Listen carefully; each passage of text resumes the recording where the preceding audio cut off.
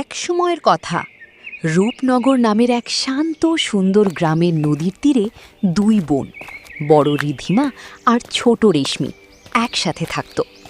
দুজনের মধ্যে অনেক গভীর ভালোবাসা ছিল, আর তাদের সম্পর্কটা ছিল খুবই স্পেশাল।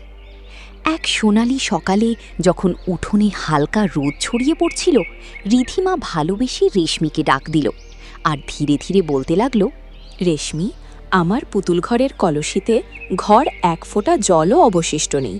আমি উনুনে রুটি সেঁকছি, আর ঘরের বাকি কাজগুলো সারতে হবে। তুই এক কাজ করো, তাড়াতাড়ি ঘাটে গিয়ে জল নিয়ে আয়, যাতে আমি ততক্ষণে তোর জন্য গরম গরম খাবার তৈরি করে রাখতে পারি। ঠিক আছে দিদি, আমি এখনই গিয়ে কাছের নদী থেকে জল নিয়ে আসছি। তুমি এমনিতেও সকাল থেকে কাজ করতে করতে হাঁপিয়ে গেছো, রান্না করে একটু বিশ্রাম নিয়ে নিও। আরে না না, আমার একটা কথা কান খুলে শুনে নে। ঘাট থেকেই জল আনবি, আর ভুল করেও ওই নীল নদীর দিকে যাবি না। আমি তোকে হাজারবার বুঝিয়েছি যে গ্রামের কোনো মেয়ে ওই অভিশপ্ত নদীতে যায় না। আজ পর্যন্ত যে মেয়ে বা মহিলাই ওই নদীর পাড়ে গেছে, সে আর কখনো ফিরে আসেনি। তুই আমার এই সাবধান বাণী এত তাড়াতাড়ি ভুলে যাস কি করে? শুধু এই কথাটা মাথায় গেঁথে নে, ওই নদীর রাস্তায় যেন তোর পা না পড়ে। সোজা ঘাটে যাবি আর জল নিয়ে ফিরে আসবি। কিন্তু দিদি, আসলে ওই অভিশপ্ত নদীর এমন কি রহস্য আছে যে তুমি সবসময় আমাকে ভয় দেখাতে থাকো? আজ পর্যন্ত তুমি আমাকে খুলে কিছুই বলনি। আমারও তো জানা উচিত যে এর পেছনে সত্যিটা কি। আমি কোনো কারণ ছাড়া কিভাবে মেনে নেব যে এত সুন্দর দেখতে একটা নদী অভিশপ্ত হতে পারে? থাম রেশমি, তোর সব ব্যাপারে এত মাথা ঘামানোর কোনো দরকার নেই। যতটা বলা হয়েছে ততটাই কর। আজে বাজে কথা আর গ্রামের গুজবের পেছনে ছুটে কোনো লাভ নেই। তাই আমি যা বলছি সেটা চুপচাপ মেনে নে। মনে রাখিস, তোকে শুধু ঘাটে যেতে হবে আর সোজা বাড়ি ফিরতে হবে, বুঝেছিস তো? তুমি কথায় কথায় এত রেগে যাও কেন দিদি? ঠিক আছে বাবা, তুমি যেমন বলছো আমি তেমনই করব। আমি এখনই যাচ্ছি। এই কথা বলে রেশমি কলসি নিয়ে ঘাটের দিকে বেরিয়ে পড়ে। রেশমি কলসি নিয়ে ঘাটে পৌঁছায়, কিন্তু সেখানকার দৃশ্য দেখে তার ঘাম ছুটে যায়। সূর্যের তেজ বাড়ছিল, আর ঘাটে মেয়েদের অনেক ভিড় ছিল। হায় ভগবান, এখানে তো আগে থেকেই এতগুলো মেয়ে জল ভরার জন্য লাইনে দাঁড়িয়ে আছে। মনে হচ্ছে আজ আমার বাড়ি থেকে বেরোতে অনেক দেরি হয়ে গেছে। কিন্তু এখন আমি কি করব? এখানে যেমন ভিড়, আমার পালা আস্তে আস্তে তো সন্ধ্যা গড়িয়ে যাবে। আর উফ, এই চড়া রোদ, আমার তো এখনই মাথা ঘুরতে শুরু করেছে। দিদিও বাড়িতে তৃষ্ণার্ত হয়ে আমার অপেক্ষা করছে। এখন কি করা যায়? গরমে নাজেহাল আর দিদির চিন্তায় ডুবে থাকা রেশমির নজর ঘাটের পিছন দিয়ে যাওয়া একটা রাস্তার দিকে পড়ে, যেটা নীল নদীর দিকে যাচ্ছিল। আমি তো ওই নীল নদী থেকেও জল আনতে পারি, কিন্তু দিদি তো আমাকে কসম দিয়েছিল আমি যেন ওখানে না যাই। এমনিতেও আমি এই ভূত প্রেত আর অভিশপ্ত নদীর কথা বিশ্বাস করি না। আমি কেন একটা নদীকে ভয় পাব? এত রোদে ঘন্টার পর ঘন্টা অপেক্ষা করার চেয়ে ভালো হলো আমি তাড়াতাড়ি ওই নদী থেকে জল ভরে নিই আর বাড়ি পৌঁছে যাই। নিজের আপতেষ্টা মেটানোর তাড়াহুড়োতে রেশমি তার দিদির সব সাবধানবাণীকে উপেক্ষা করে ওই রহস্যময় অভিশপ্ত নদীর দিকে যাত্রা শুরু করে। নদীর পাড়ে পৌঁছাতেই রেশমি থমকে যায়। সেখানকার শান্তি আর নীল পরিষ্কার জলের সৌন্দর্য তাকে মুগ্ধ করে দেয়। আরে বাহ, এখানে তো কত সুন্দর সবুজ গাছপালা, রং বেরঙের ফুল ফুটে আছে। আর এই নদীটা কত শান্ত আর সুন্দর। এত সুন্দর জায়গা অভিশপ্ত কিভাবে হতে পারে? আমি তো এখানে প্রথমবার এসেছি, আর আমার তো এই জায়গাটা একেবারে স্বর্গের মতো লাগছে। মনে হচ্ছে দিদি অকারণে ভয় পায় আর আমাকেও বোকা বানাচ্ছিল। এই বলে রেশমি যেই কলসি জলে ডোবায়, হঠাৎ শান্ত জলে একটা ভয়ানক ঘূর্ণি তৈরি হয়। জলের ঢেউ উথাল পাথাল করতে শুরু করে, আর সেই ঢেউ চিরে এক অত্যন্ত সুন্দরী জলপরী প্রকাট হয়।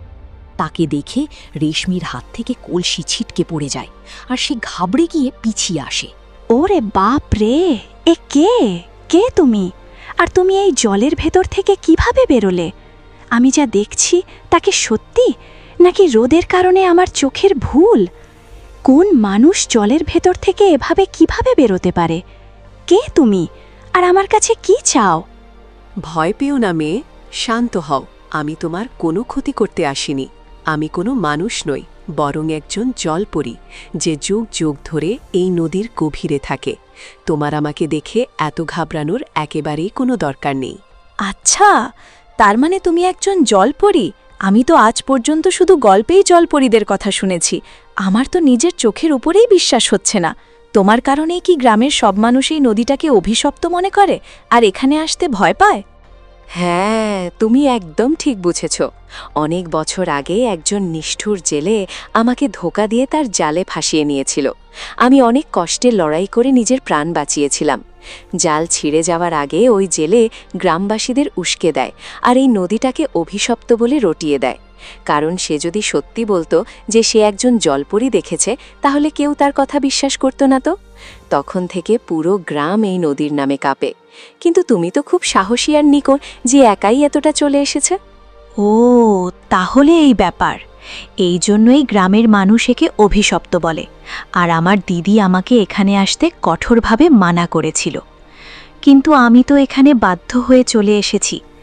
ঘাটে খুব বেশি ভিড় ছিল আর রোদ খুব কড়া ছিল, তাই আমি এখানে চলে এলাম।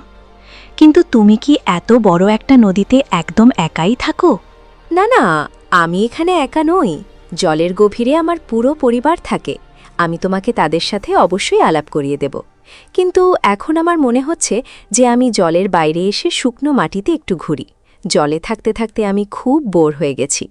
তুমি কি আমার হাত ধরে জলের বাইরে আসতে আমাকে একটু সাহায্য করবে? আমি তোমাকে সাহায্য তো করে দেবই, কিন্তু তুমি তো একজন জলপরী, তোমার তো লেজ আছে। তাহলে তুমি মাটিতে আমাদের মানুষদের মতো কিভাবে হাঁটতে পারবে? তুমি ওটার চিন্তা একেবারেই করো না। যেই আমি জলের বাইরে এসে মাটিতে পা রাখব, আমার জাদু আমার এই লেজটাকে মানুষের পায়ে বদলে দেবে। নাও, তোমার হাত আমার দিকে বাড়িয়ে দাও। জলপরী জলের ভেতর থেকে তার হাত রেশমির দিকে বাড়িয়ে দেয়। রেশমি কিছুক্ষণ ভাবে আর তারপর ওই বেচারি জলপরীকে সাহায্য করার জন্য নিজের হাত এগিয়ে দেয়। কিন্তু যেই রেশমি তাকে টানতে শুরু করে, জলপরী তার আসল ভয়ানক রূপ দেখায় আর নিজের পুরো শক্তি দিয়ে এক ঝটকায় বেচারি রেশমিকে গভীর জলে টেনে নেয়। বাঁচাও, বাঁচাও আমাকে! কেউ তো আমাকে বাইরে বের করো, আমি ডুবে যাচ্ছি। আমি সাঁতার কাটতে জানি না। তুমি এসব কি করলে আমার সাথে?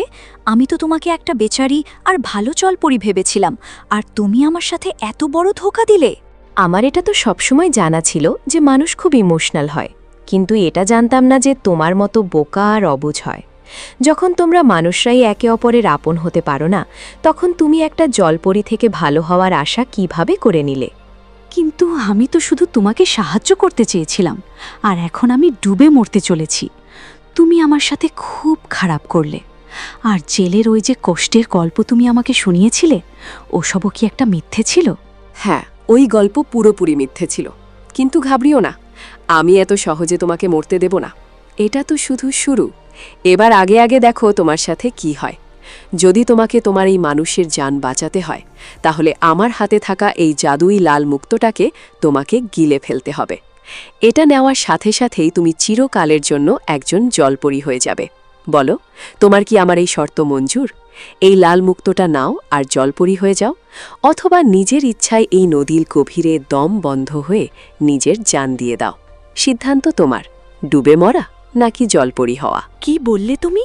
এই মুক্তটা আমাকে জলপরী বানিয়ে দেবে, আর আমি কখনো ফিরে নিজের বাড়ি যেতে পারবো না? হায় ভগবান, তুমি আমাকে কেমন শাস্তি দিলে! আমি যদি মরে যাই, তাহলে আমার দিদি আমাকে ছাড়া ভেঙে পড়বে। নিজের প্রাণ হারানোর চেয়ে ভালো হলো যে আমি জলপরীই হয়ে যাই। অন্তত কোনো একদিন দিদির সাথে আবার দেখা হওয়ার কোনো আশা তো বাকি থাকবে। যেই রেশমি ওই মুক্তটা গিলে ফেলে, জলের ভেতর একটা তীব্র জাদুই চমক তৈরি হয়। চোখের পলকেই রেশমির পা গায়েব হয়ে যায় আর সেগুলোর জায়গায় একটা সোনালি লম্বা লেজ চলে আসে। ডুবতে থাকা রেশমি এখন জলের ভেতর একেবারে স্থির হয়ে যায়। আরে, আমি তো আর ডুবছি না, আমি জলে শ্বাস নিতে পারছি। কিন্তু কিন্তু তুমি এটা কি করলে? তুমি আমাকে চিরকালের জন্য একজন জলপরীতে বদলে দিলে। এখন আমি আমার বাড়ি কিভাবে ফিরে যাব? আমার দিদি আমার অপেক্ষা করতে করতে পাগল হয়ে যাবে। তোমার কাছে আর কোনো রাস্তাও তো ছিল না। তুমি যদি এই মুক্তটা না নিতে, তাহলে এতক্ষণে জলে ডুবে তোমার লাশ ভাসতে থাকত। এখন তোমার ওই মানুষের বাড়ি আর পরিবারকে ভুলে যাও, আমার পিছু পিছু চলো আমাদের দুনিয়াতে। এখন থেকে এই জলের গভীরতায় তোমার একমাত্র বাড়ি। রেশমি এটা শুনে হাউ মাউ করে কাঁদতে শুরু করে, কিন্তু সে জানত যে এখন তার কাছে আর কোনো দ্বিতীয় রাস্তা নেই। নিরুপায় হয়ে সে নিজের চোখের জল মুছে আর জলপরীর সাথে গভীর জলের দিকে সাঁতার কাটতে শুরু করে। কিছুক্ষণ পর তাদের একটা বিশাল এবং জাদুই রাজপ্রাসাদ চোখে পড়ে, যেটা পুরোপুরি চকচকে ঝিনুক, মুক্ত আর রংবেরঙের পাথর দিয়ে তৈরি ছিল। জলপরী রেশমিকে ওই প্রাসাদেরই এক জমকালো দরবারে নিয়ে যায়, যেখানে নিষ্ঠুর জলরানী এক উঁচু সিংহাসনে বসেছিলেন। মহারানী প্রণাম। এই দেখুন, আমি আপনার আদেশ পালন করে আরও একজন বোকা মানুষকে আমাদের দুনিয়ায় নিয়ে এসেছি। এবার আমাদের এই রাজপ্রাসাদে আরও আনন্দ ফিরে আসবে। খুব দারুণ কাজ করেছ তুমি। তুমি সব সময় আমার আদেশের এভাবেই পালন করো। মেয়ে, কি নাম তোমার? আর কেমন লাগলো তোমার আমাদের এই সুন্দর দুনিয়াটা? ভালো করে দেখে নাও, কারণ এবার তোমার পুরো জীবন এখানেই কাটতে চলেছে। রানীমা, আমার নাম রেশমি। আমি তো শুধু আমার দিদির জন্য জল নিতে এসেছিলাম। এই দুষ্টু জলপরী আমাকে সহজ সরল ভেবে ধোঁকা দিয়েছে আর আমার সাথে ছলনা করে আমাকে জলপরী বানিয়ে দিয়েছে। আমার সাথে অনেক বড় অন্যায় হয়েছে রানীমা। এখন শুধু আপনি আমাকে এই জাদু থেকে মুক্ত করতে পারেন। আমার উপর দয়া করুন আর আমাকে ফিরে যেতে দিন। আমার দিদি বাড়িতে একা আছে আর ও আমার অপেক্ষা করছে। মনে হচ্ছে রেশমি, তুমি এখনো ভোরের মধ্যে বেঁচে আছো। এই জল সাম্রাজ্যে একটা পাতাও আমার ইচ্ছে ছাড়া নড়ে না। একটু নিজের নজর ঘুরিয়ে নিজের আশেপাশে দেখো। তুমি কি এই যে মন খারাপ করে থাকা জলপরীদের দেখতে পারছো? এরা সবাইও তোমারই মতো কোনো এক সময়ে মানুষ ছিল। এখন এই গভীরতাই এদের বাড়ি। এরা সবাই চাইলেও ফিরে নিজেদের বাড়ি যেতে পারবে না। তুমিও এখন আর কোনো মানুষ নও, বরং আমার গোলাম জলপরী। যত তাড়াতাড়ি এই সত্যিটাকে মেনে নেবে, তোমার জন্য ততটাই ভালো হবে। আচ্ছা, তার মানে আমার দিদি একদম সত্যি কথা বলছিল। এই নদী সত্যি সত্যি অভিশপ্ত। এই জন্যে এতগুলো মহিলা এত বছর ধরে এখান থেকে গায়েব হয়ে গেছে আর কখনো ফিরে আসেনি। কিন্তু রানীমা, আপনারা এতগুলো নির্দোষ মানুষকে কেন এভাবে জলপরী বানিয়ে বন্দি করে রাখেন? চুপ কর, বেশি মুখে মুখে তর্ক করিস না। কারণ এটা আমাদের রানী সাহেবার আদেশ, আর তিনি যা বলবেন সেটাই এই জলের ভেতর হয়। তোকে ওনার সব আদেশ কোনো প্রশ্ন না করেই মেনে চলতে হবে। এবার আর একটাও প্রশ্ন করবি না, না হলে রানীর রাগ বেড়ে যেতে পারে।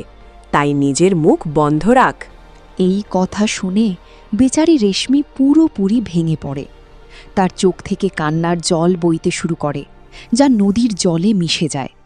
সেই অচেনা ঠান্ডা আর জাদুই দুনিয়াতে নিজেকে বন্দি দেখে সে অনেক ভয় পেয়ে যায়, আর শুধু নিজের দিদিকে মনে করে ফুপিয়ে কাঁদতে থাকে। ওদিকে গ্রামে ধীরে ধীরে সূর্য ডুবতে শুরু করে, আর আকাশে সন্ধ্যার লাল আভা ছড়িয়ে পড়ে। দেবদারু কাঠের ওই খাঁ খাঁ করা বাড়িতে বড় বোন রিধিমা অধৈর্য হয়ে তার ছোট বোন রেশমির অপেক্ষা করছিল। সে বাড়ির উঠোনে অস্থিরভাবে পায়চারি করতে করতে নিজেকেই বলতে থাকে, আরে, এত দেরি হয়ে গেল আর অন্ধকার নামতে শুরু করেছে। রেশমি এখনো কেন ফিরল না? জল আনতে কি এত দেরি লাগে নাকি? আমার তো ভয়ে খারাপ অবস্থা। ও কোনো বিপদে পড়েনি তো? না, আমি আর অপেক্ষা করতে পারছি না। আমাকে নিজেই ওকে খুঁজতে যেতে হবে। এই কথা বলে রিধিমা এক মুহূর্ত নষ্ট না করে বাড়ি থেকে ঘাটের দিকে ছুটে যায়। ঘাটে পৌঁছে রিধিমা দেখে যে সেখানে একদম পিনপতন নীরবতা, আর রেশমি সেখানে নেই। তখনই তার নজর ঘাটের পাশে বসে থাকা গ্রামের এক বৃদ্ধা মায়ের ওপর পড়ে। রিধিমা দৌড়ে বৃদ্ধা মায়ের কাছে যায়। আরে মা, তুমি কি আমার ছোট বোন রেশমিকে দেখেছ? ও সকালেই জল নিতে ঘাটে এসেছিল, কিন্তু এখন তো সন্ধ্যা গড়িয়ে গেছে আর ও এখনো ফেরেনি। আমার তো ভয়ে প্রাণ শুকিয়ে যাচ্ছে মা, কিছু তো বলো। ও, এখনও রেশমি বাড়ি পৌঁছায়নি। আমি ওকে সকালে ঘাটে দেখেছিলাম। এখানে ভিড় ছিল, তাইও ঘাটের বদলে ওই উলুক্ষণে আর অভিশপ্ত নদীর রাস্তার দিকে যাচ্ছিল। আমি ভাবলাম ডাক দিই, কিন্তু ও অনেকটা দূরে চলে গিয়েছিল। আমার মনে হলো ও তো বুদ্ধিমতী, ওখানে যাবে না, তাই আমি আর বেশি খেয়াল করিনি। মা, তুমিও ওদিকে যেও না, কে জানে কি বিপদ হয়ে যায়। কি বললে? রেশমি ওই অভিশপ্ত নদীর দিকে গিয়েছিল? হায় ভগবান, আমার বোন ওখানে কেন গেল? মা, আমি যদি ওকে খুঁজতে না যাই তাহলে কে যাবে? আমার তো পুরো দুনিয়াই ও। আমাকে সাহস করে ওখানে যেতেই হবে।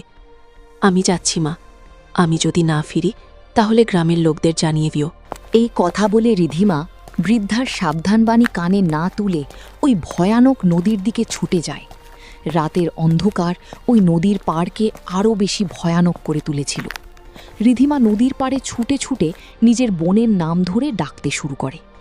রিধিমা ক্লান্ত হয়ে মাটিতে বসে পড়ে আর কাঁদতে শুরু করে।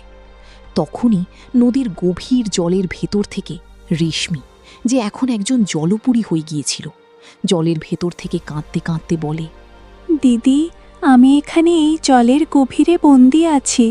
দয়া করে জলের ভেতর ভালো করে দেখো, আমি তোমাকে ঠিক দেখতে পাবো। হায় ভগবান, আমি এই জল থেকে বাইরে আসতে পারছি না কেন? আমাকে আমার দিদির কাছে যেতে হবে। রেশমি জলের ভেতর থেকে নিজেকে বাইরে বের করার চেষ্টা করে, কিন্তু জল সাম্রাজ্যের জাদুকরী কবচের কারণে বাইরে আসতে পারে না। তখনই ওই দুষ্টু জলপরী তার কাছে এসে বলে, 1,000,000 চেষ্টা করে নাও, কিন্তু তুমি 3 দিন পর্যন্ত এই জল থেকে বাইরে বেরোতে পারবে না। জল রাজ্যের এই জাদুকরী কবচ তোমার মতো নতুন জলপরীকে বাইরে যেতে দেবে না। তোমার এই ছটফট করা একদম বেকার। নতুন জলপরী 3 দিন পর্যন্ত নিজের সীমানা পার করতে পারে না। এটা রানী সাহেবার কঠোর নিয়ম। এটা শুনে রেশমি হতাশ হয়ে কাঁদতে শুরু করে। ওদিকে পাড়ে বসে থাকা রিধিমা তার বোনের অস্তিত্ব অনুভব করতে পারে, আর সে মনে মনে বলে, আমার এমন কেন মনে হচ্ছে যে আমার বোন এখানেই আশেপাশে কোথাও আছে?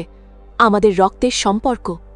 নিশ্চয়ই এই অভিশপ্ত নদী আমার বোনকে গিলে খেয়েছে, কিন্তু আমি হার মানব না। এখন এই বিপদের সমাধান শুধুমাত্র পাশের জঙ্গলের সাধু বাবাই দিতে পারবেন। রিধিমা সাথে সাথে জঙ্গলের দিকে রওনা দেয়। কিছুক্ষণ খোঁজাখুঁজি করার পর সে সাধু বাবাকে গভীর ধ্যানে বসে থাকতে দেখে। রিধিমা তাড়াতাড়ি তার কাছে যায়।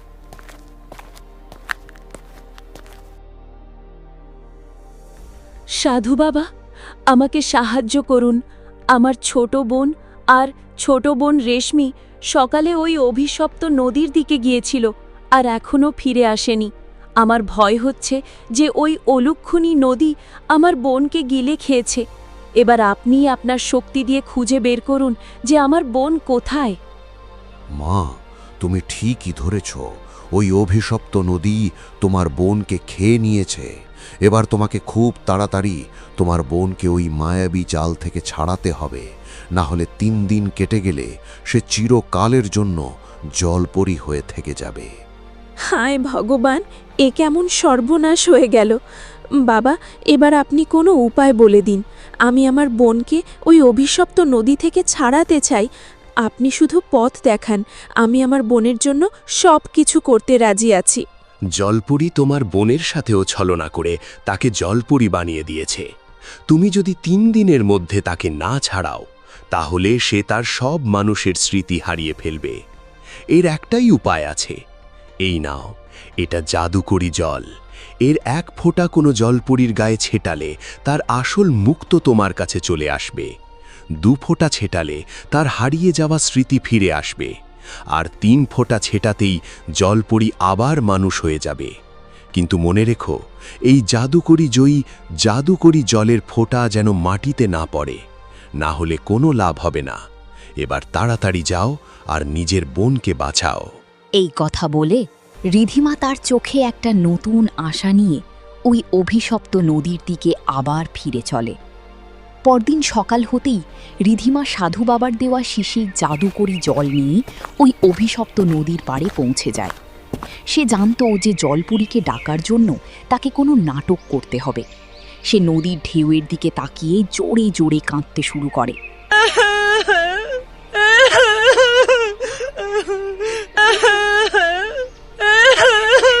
হে ভগবান, যখন আমার প্রাণের প্রিয় বোন এই দুনিয়ায় নেই, তখন আমার একলা বেঁচে থেকে আর কি লাভ? ওরে অভিশপ্ত নদী, তুই আমার বোনকে কেড়ে নিয়েছিস, এখন আমাকেও তুই গিলে খা। এখন আমি এই খাকা করা বাড়িতে বেঁচে থেকে কি করব? আমাকেও তোর ভেতরে টেনে নে আর চিরকালের জন্য জলপরি বানিয়ে দে। রিধিমা অনেকক্ষণ ধরে পাড়ে বসে কাঁদার নাটক করতে থাকে। তখনই হঠাৎ জলে একটা বিশাল ঘূর্ণি ওঠে, আর সেই দুষ্টু জলপরী জল চিরে বাইরে বেরিয়ে আসে। রিধিমাকে কাঁদতে দেখে সে ছলনাময় গলায় জিজ্ঞেস করে, আরে কি হয়েছে তোমার? তুমি এত সুন্দরী হয়েও এখানে পাড়ে বসে এত মন খারাপ করে কাঁদছ কেন? তোমার কি আমার সাহায্যের দরকার? আমাকে একটু বলো তো, তোমার এই দুঃখের কারণটা কি? আমার ছোট বোন রেশমি বাড়ি থেকে হারিয়ে গেছে। এতগুলো দিন পার হয়ে গেল, ও আর ফিরে আসেনি। আমার পুরো বিশ্বাস যে ও আর এই দুনিয়ায় নেই। আর ও যখন নেই, তখন আমি আর বেঁচে থেকে কি করব? আমার তো আর কেউ নেই। আমি শুধু এই নদীতে ডুবে নিজের প্রাণ দিয়ে দিতে চাই। আচ্ছা, তো এই ব্যাপার। তুমি এত সহজে নিজের প্রাণ হারিও না। তোমার এই দুঃখের গল্প শুনে সত্যি আমার মন গলে গেছে। আমি জলের বাইরে ডাঙায় এসে তোমার সাথে শান্তিতে কথা বলতে চাই। তুমি কি তোমার হাতটা বাড়িয়ে দিবে আমাকে বাইরে বেরোতে সাহায্য করার জন্য? এটা শুনেই রিধিমার মনে খুশির ঢেউ খেলে যায়, কিন্তু সে মুখে দুঃখের ভাব ধরে রাখে। মনে হচ্ছে এটাই সেই দুষ্টু জলপরি যে আমার বোনের মতো আমাকেও নিজের জালে ফাঁসাতে চায়। সাধু বাবা যেমন বলেছিলেন, এটাই আমার প্রথম আর শেষ সুযোগ ওর ওপর ওই জাদুকরি জল ছেটানোর। আমাকে খুব সাবধানে কাজটা করতে হবে। এই ভেবে রিধিমা ধীরে ধীরে তার কাঁপানো হাত জলপুরীর দিকে বাড়িয়ে দেয়। যেই জলপুরী তাকে টানার জন্য হাতটা ধরে, অমনি জোয়া অন্য হাতে লুকিয়ে রাখা জাদুপরীর শিশিটা বের করে জলপুরীর উপর ছিটিয়ে দেয়। তাড়াহুড়ো করে রিধিমার হাত থেকে 1 ফোঁটার বদলে 2 ফোঁটা জল ছিটিয়ে যায়। তখনই একটা চোখ ধাঁধানো আলো জ্বলে ওঠে। জলপুরীর হাত আলগা হয়ে যায়, আর তার প্রাণ যেখানে থাকে সেই উজ্জ্বল সাদা মুক্তোটা উড়ে এসে সরাসরি জোয়ার হাতে পড়ে। আরে, তুমি এটা কি করলে? এটা কেমন জল ছিল যা আমার উপর ছিটিয়ে দিলে? আর আমার জাদুকরি মুক্ত তোমার কাছে কিভাবে চলে গেল? বলো, কে তুমি? আমার মাথা খুব জোরে ঘুরছে। সত্যি বলো, তুমি কে? আমি ওই রেশমির বড় বোন, যাকে তুমি মিথ্যে চোখের জলে ধোকা দিয়ে জলপরি বানিয়ে বন্দি করে রেখেছ। এই জাদুকরি জলের অভাবেই তোমার প্রাণের মুক্ত এখন আমার হাতের মুঠো হয়ে। কোনো চালাকি না করে তাড়াতাড়ি আমাকে আমার বোনের কাছে নিয়ে চলো, না হলে তোমার এই মুক্ত আমি এখনই পাথরে আছাড় মেরে গুঁড়ো করে দেব। না, এমনটা কখনো করো না। এই মুক্ত আমার প্রাণের চেয়েও প্রিয়। এটা ছাড়া আমি জলের তলায় এক মুহূর্তও বাঁচতে পারবো না। কিন্তু আমার মাথায় কেমন যন্ত্রণা হচ্ছে। আমার কেন জানি আগের মানুষের জীবনের স্মৃতিগুলো মনে পড়ছে। মনে হচ্ছে তাড়াহুড়োতে আমার হাত থেকে 1 ফোঁটা জায়গায় 2 ফোঁটা জল তোমার ওপর পড়ে গেছে। সাধু বাবা বলেছিলেন যে 2 ফোঁটা জল পড়লে জলপরীর হারিয়ে যাওয়া মানুষের স্মৃতি ফিরে আসবে। কিছুক্ষণ অপেক্ষা করো, হতে পারে তুমিও আমার বোনের মতো এই অভিশপ্ত নদীর ছলনায় ফেসে গিয়েছিলে আর কখনো ফিরে আসতে পারোনি। কয়েক মুহূর্তের মধ্যেই জলপুরীর চেহারার ভাব বদলে যায়। নিষ্ঠুরতার বদলে তার চোখে জল চলে আসে, আর সে জোয়ার সামনে হাত জোর করে। আমার সব কিছু মনে পড়ে গেছে। আমার নাম রাধিকা। আমিও অনেক বছর আগে তোমাদেরই গ্রামে থাকতাম। একদিন খেলতে খেলতে আমি এই নদীতে চলে এসেছিলাম, আর ওই দুষ্টু জলরানী ছলনা করে আমাকে ফাঁসিয়ে জলপরি বানিয়ে দেয়। আমার মা বাবা কেউ ছিল না, আমি অনাথ ছিলাম, তাই 3 দিন ধরে কেউ আমাকে খুঁজতে আসেনি। 3 দিন পার হতেই আমার সব স্মৃতি মুছে গেল, আর আমি ওই জলরাজ্যকেই আমার আসল দুনিয়া ভেবে রানীর গোলাম হয়ে গেলাম। আমি জানতাম তুমিও বাকি মহিলাদের মতো এই ঘোরের মধ্যে বেঁচে আছো। এখন যখন তোমার হারানো স্মৃতি ফিরে এসেছে, তখন তাড়াতাড়ি আমাকে আমার বোন রেশমির কাছে নিয়ে চলো, আর আমার বোনের সাথে ওখানে ফেসে থাকা বাকিদের বাঁচাতেও আমাকে সাহায্য করো। আমাকে মাফ করে দাও রিধিমা। আমি রানীর আদেশে তোমার বোনকে ধোকা দিয়ে এই নরকে ফাঁসিয়েছি। আমি তোমাকে পুরো সাহায্য করব। এই বিশেষ নীল মুক্তটা তুমি নিয়ে নাও। এটা কাছে থাকলে কোনো মানুষ কিছু সময়ের জন্য জলপুরি হয়ে জলরাজ্যে শ্বাস নিতে পারে। কিন্তু মনে রেখো তোমার কাছেও ওখান থেকে বেরোহার জন্য মাত্র 3 দিন সময় থাকবে। রাধিকা রিধিমাকে সেই বিশেষ নীল মুক্তোটা দেয়। মুক্তো হাতে নিতেই রিধিমা জলে ঝাঁপ দেয় আর তার পাশ সোনালি লেজে বদলে যায়। রাধিকা তাকে মাইলের পর মাইল গভীর জলে অবস্থিত সেই জাদুকরী প্রাসাদে নিয়ে যায়। শোনো রিধিমা, তোমাকে খুব সাবধানে রানীর শয়ন কক্ষে গিয়ে ওনার সেই বিশেষ বড় সাদা মুক্তোটা চুরি করতে হবে। যদি তুমি ওই মুক্তোটা জোগাড় করতে পারো তাহলে রানী তোমার সব কথা মানবে, কিন্তু যদি তুমি ধরা পড়ে যাও তাহলে রানী তোমাকে সারা জীবনের জন্য এখানে বন্দি করে ফেলবে।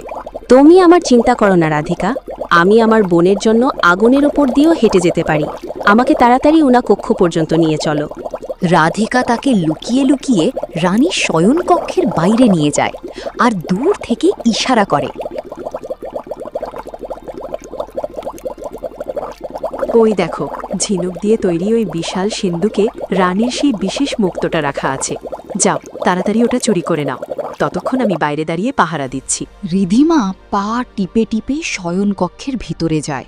সে কোনো শব্দ না করে সিন্দুকটা খুলে আর সেখান থেকেই ঝকঝকে বড় সাদা মুক্তোটা তুলে নেয়।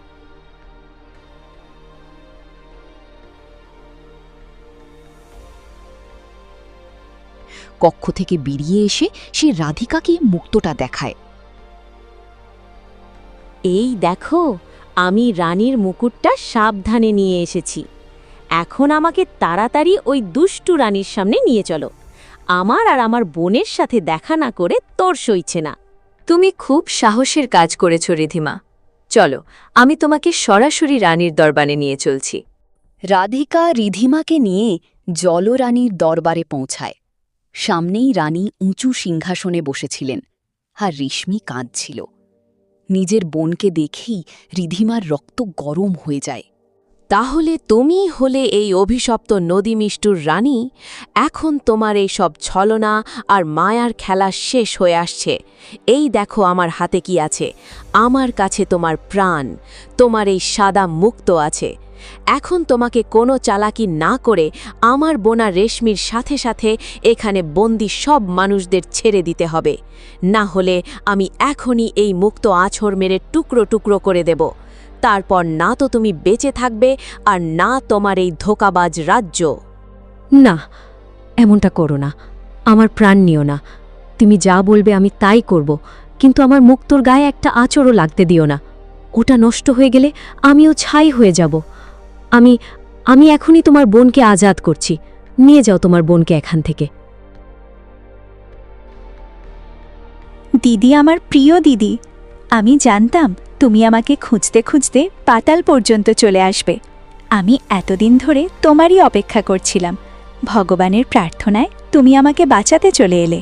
হ্যাঁ, আমার বোন, আমি তোকে ছাড়া এক মুহূর্তও বাঁচতে পারি না। আর মহারানী, কথা শুধু আমার বোনের নয়, আমি আমার বোনের সাথে সাথে এখানে জলপরি হয়ে থাকা সব মানুষদের নিয়ে যেতে এসেছি। তাড়াতাড়ি এদের মুক্ত করো আর আমার কাছেই ওয়াদা করো যে আজকের পর তুমি কখনো কোনো মানুষের সাথে ছলনা করবে না আর কাউকে জলপরি বানিয়ে বন্দি করবে না। না হলে তুমি যদি এমনটা করো, আমি যে কোনো সময় এসে এই জাদুকরি জল দিয়ে তোমার প্রাণ কেড়ে নেব। যেমনটা তুমি বললে আমি রাজি, কিন্তু আমাকে আর আমার মুক্তাকে ছেড়ে দাও। আমি তোমার কাছে পাকা ওয়াদা করছি, আজকের পর আমি আর কোনো মানুষকে বন্দি করব না। রেশমি, রাধিকা আর বাকি সবাই, আমাকে মাফ করে দাও। আমি তোমাদের মতো ভালো মানুষদের নিজের বন্দি করে রেখে খুব বড় ভুল করে ফেলেছি। এখন আপনারা সবাই আজাদ, আপনারা এই জলরাজ্য থেকে ফিরে যেতে পারেন। রানী হার মানতেই রিধিমা সেই জাদুকরের শিশির বাকি জলটুকু সব জলপরীর উপর ছিটিয়ে দেয়। জল পড়তেই একটা আলো জ্বলে ওঠে আর সব জলপরীর লেজ গায়েব হয়ে যায়। তারা আবার নিজেদের মানুষের রূপ ফিরে পায়। রিধিমার সাহসে সব মেয়েরা জল চিরে নদীর পাড়ে ফিরে আসে। খোলা বাতাসে শ্বাস মেতেই সবার মুখে এক নতুন জীবনের আলো ফুটে ওঠে। রিধিমা, তোমাকে অনেক অনেক ধন্যবাদ। আর যদি তুমি নিজের প্রাণের ঝুঁকি নিয়ে এই সাহস না দেখাতে, তাহলে আমি কখনো জানতেই পারতাম না যে আমিও এই দুষ্টু রানীর শিকার হয়েছিলাম। তুমি আমার হারিয়ে যাওয়া জীবন ফিরিয়ে দিয়ে আমার উপর অনেক বড় উপকার করেছ। আর শুধু আমিই নয়, তুমি রানী, পায়েল আর উর্মিলাকেও এক নতুন জীবন দিলে। হ্যাঁ দিদি, তুমি দুনিয়ার সবথেকে ভালো আর সাহসী দিদি। আমার মনের ভেতর পুরো বিশ্বাস ছিল যে তুমি আমাকে বাঁচাতে নিশ্চয়ই আসবে, আর তোমার কারণেই আজ এই সব মহিলারাও নিজের পরিবার ফিরে পেল। হ্যাঁ, রেশমি একদম ঠিক বলছে। রিধিমা, আমরা তোমাকে মন থেকে ধন্যবাদ জানাচ্ছি। যদি তুমি দেবদূত হয়ে না আসতে, তাহলে আমাদের পুরো জীবন এই জলের তলায় জলপরি হয়ে দম বন্ধ হয়ে কাটত। আমরা কখনো ফিরে নিজেদের বাড়ির সূর্যও দেখতে পেতাম না। ভগবান তোমার আর তোমার বোনের সব সময় ভালো করুক। তোমার কারণে এখন আমরা আমাদের ছেলে মেয়ে আর পরিবারের সাথে দেখা করতে পারব। আরে নানা, এতে ধন্যবাদের কোনো কথা নেই।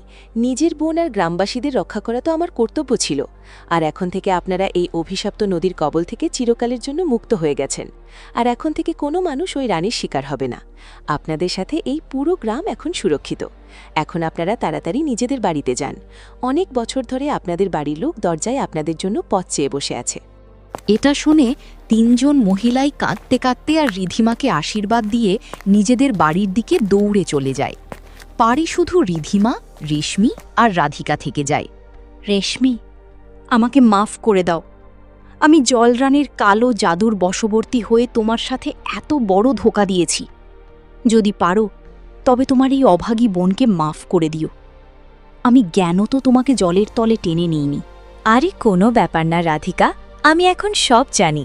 তুমিও ওই রানীর জাদুকরি বশে লাচার ছিলে, তাই দুঃখ পাওয়ার বা কাঁদার কোনো দরকার নেই। আমি তোমাকে আগেই মাফ করে দিয়েছি। আচ্ছা, এখন এটা বলো যে তুমি এখান থেকে নিজের বাড়ি যাবে? রেশমি, আমি তো ছোটবেলা থেকেই অনাথ। আমি আর কোথায় যাব? আমার তো এখন এই দুনিয়ায় কোনো ঘরও নেই। আমি কি তোমাদের দুজনের সাথে তোমাদের বাড়িতে কিছুদিনের জন্য থাকতে পারি? আমার অনেক বছর পর তোমাদের সাথে পরিবারের মতো ভালো লাগবে। হ্যাঁ, নিশ্চয়ই রাধিকা, তুমি আমাদের মনের কথাটাই বলে দিলে। আমি আর রেশমি তো তোমাকে এটাই বলতে চেয়েছিলাম। এখন থেকে তুমিও আমাদের বোন। এটা শুনে রাধিকার মুখে অনেক বছর পর একটা সত্যি হাসি ফুটে ওঠে। রেশমিও তাকে জড়িয়ে ধরে, আর তারপর 3 বোন একে অপরের হাত ধরে হাসতে হাসতে নিজেদের সেই কাঠের বাড়ির দিকে চলতে শুরু করে।